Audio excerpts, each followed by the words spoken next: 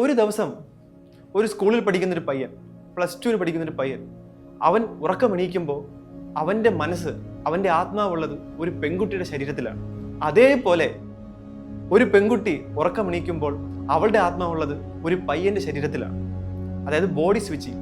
ആദ്യം അവർ ഞെട്ടി, പയ്യെ അവർ തിരിച്ചറിഞ്ഞു, നമ്മൾ കൃത്യമായി പല ദിവസങ്ങളിൽ ഇടവിട്ട് ബോഡി സ്വിച്ചിങ് നടക്കുന്നു.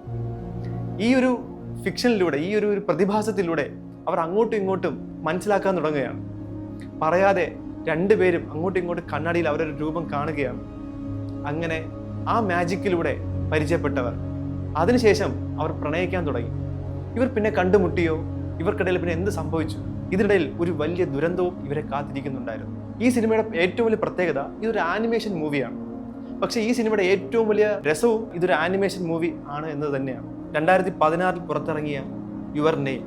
നിങ്ങൾ പ്രണയിക്കുന്നവരാണെങ്കിൽ, പ്രണയം നിങ്ങൾ മനസ്സിൽ കൊണ്ടു നടക്കുന്നവരാണെങ്കിൽ, ഒരു ടീനേജ് ലവ് സ്റ്റോറിക്കപ്പുറം ഒരു സയൻസ് ഫിക്ഷൻ അതിനകത്ത് ചേരുമ്പോൾ പിറന്ന ഒരു മനോഹര സിനിമയാണ് യുവർ നെയിം.